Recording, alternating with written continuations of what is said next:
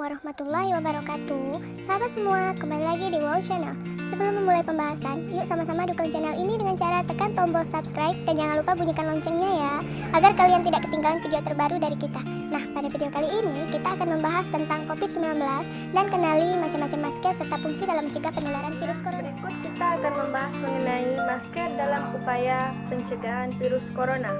Menginstruksikan penggunaan masker kepada warganya saat berada di luar rumah itu adalah salah satu contoh untuk mengatasi penularan virus corona. Bahkan masker non-medis seperti masker kain sangat dianjurkan untuk digunakan. Sementara masker medis ditegaskan hanya untuk digunakan oleh tenaga medis yang saat ini sedang melawan wabah corona atau sedang menangani pasien yang terjangkit virus corona. Selanjutnya, benarkah dua sisi masker memiliki dua fungsi yang berbeda? Berikut saya akan mencoba menjelaskannya. Kamu pasti telah mendapatkan kabar tentang dua sisi masker medis yang berbeda, bukan? Sisi putih diletakkan di dalam apabila kita sedang sehat, dan begitupun sebaliknya. Sisi warna biru diletakkan di dalam apabila kita sedang sakit. Kabar tidak benar tersebut ternyata dipercaya oleh banyak orang. Masker medis yang biasanya berwarna biru dan putih atau lain sebagainya memang sudah dibuat sedemikian rupa agar mudah digunakan. Bagian putih lebih halus karena memiliki fungsi yang bersentuhan langsung dengan kulit, dan bagian warna biru terbuat dari bahan dengan partikel yang lebih padat sehingga maksimal untuk menghalau virus. Jadi, sebelum kita menggunakan masker, alangkah baiknya kita mengikuti cara-cara sebagai berikut. 1. Mencuci tangan terlebih dahulu. Sebelum menggunakan masker medis atau menyentuhnya, kamu harus mencuci tangan terlebih dahulu. Usahakan untuk menggunakan sabun atau hand sanitizer agar bersih maksimal. Cucilah tangan selama 20 detik karena ini merupakan durasi yang pas. Jangan lupa untuk membersihkan celah-celah sempit, lalu keringkan tangan dengan menggunakan handuk, tisu, atau kain bersih. Yang selanjutnya yang kedua, periksa kebersihan masker. Selain mencuci tangan, kamu sebaiknya juga memeriksa kebersihan masker yang akan kamu gunakan. Percuma saja kan apabila masker bersih dan cara penggunaannya tepat, dan maskernya kotor, itu percuma saja. Perhatikan setiap sudut dan pastikan masker bersih dan tidak rusak. Kamu juga harus melihat apakah masker kering atau basah. Jika basah, segera buang ke tempat sampah, karena itu dapat menimbulkan hal-hal yang tidak diinginkan apabila digunakan. Selanjutnya yang ketiga, sisi masker yang tepat. Tahap yang ketiga ialah menentukan sisi masker yang tepat. Hal ini berkaitan dengan berita hoaks yang sering kita dengar. Perhatikan masker medis yang kamu gunakan. Masker medis yang di dalam yaitu berwarna putih, dan masker medis yang di luar, bagian luar, yaitu warna biru. Mengapa bagian dalam warna putih? Karena bagian yang warna putih itu memiliki bahan yang halus, dan yang bagian yang biru itu memiliki bahan yang kasar, sehingga apabila terkena kulit itu akan membuat kita merasa tidak nyaman. Selanjutnya yang keempat, atur bentuk masker. Jika kamu memakai masker medis, pastikan yang keras di atas. Hal ini berguna agar kamu bisa menyesuaikan masker untuk hidung. Atur masker agar menempel dan menutup secara sempurna. Jangan lupa juga tutup bagian samping masker dengan tepat. Dan juga ada beberapa bentuk masker yang dapat kamu pilih, dan gunakanlah yang paling nyaman dan tidak membuatmu kesakitan. Selanjutnya yang kelima, buanglah masker jika setelah dipakai. Masker medis hanya dapat digunakan satu kali setelah dipakai. Jika sudah digunakan, baiklah kita membuangnya pada tempat sampah. Dan gunakanlah yang baru. Jangan memakainya berulang kali, karena bakteri dan virus bisa saja menempel di tempat masker tersebut. Masker bedah yang dipakai banyak orang itu bisa melindungi kita dari coronavirus atau tidak? Yuk kita simak berikut penjelasannya.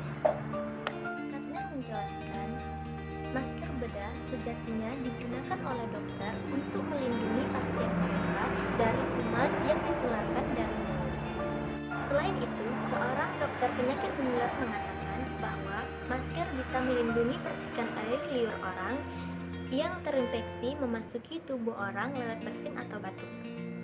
Akan tetapi, Pusat Pengendalian dan Pencegahan Penyakit tetap merekomendasikan bahwa siapa saja yang terjangkit penyakit coronavirus atau yang masih dicurigai untuk supaya menggunakan masker bedah saat berada di lingkungan publik.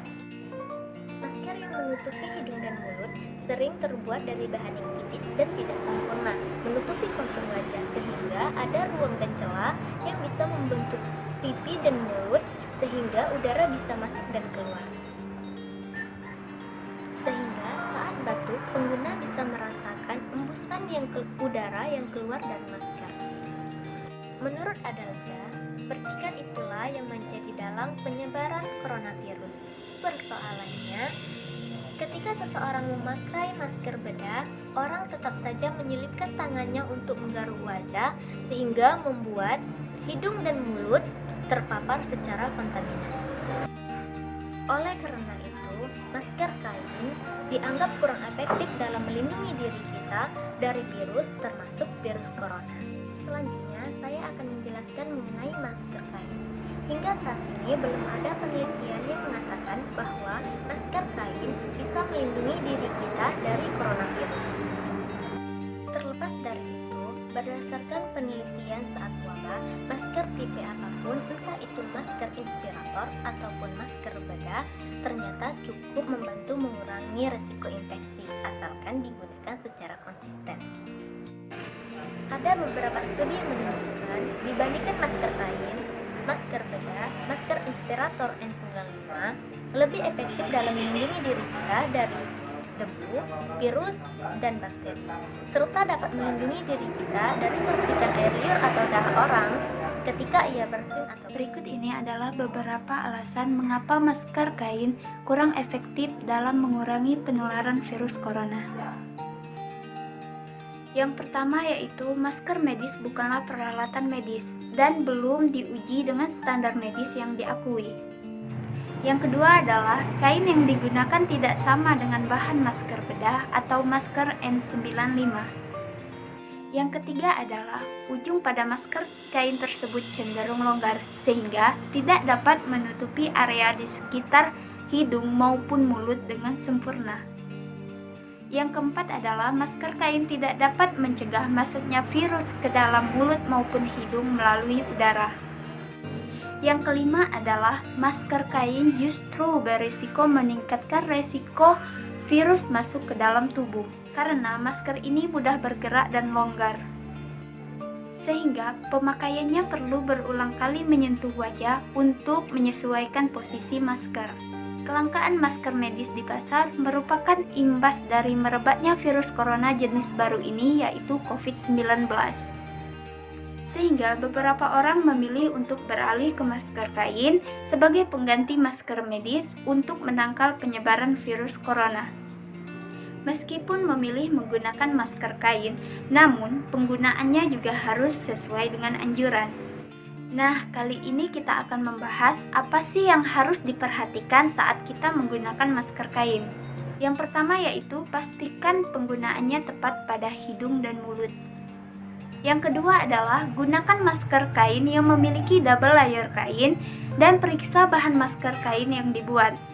Yang ketiga adalah masker harus ditoleransi terhadap jumlah kelembapan dari pernapasan. Yang keempat adalah bahan yang digunakan sebagai masker terdiri dari lapisan luar yaitu kain katun dan untuk lapisan dalamnya yaitu dari bahan microfiber. Baiklah, sekian video dari kami. Wassalamualaikum warahmatullahi wabarakatuh.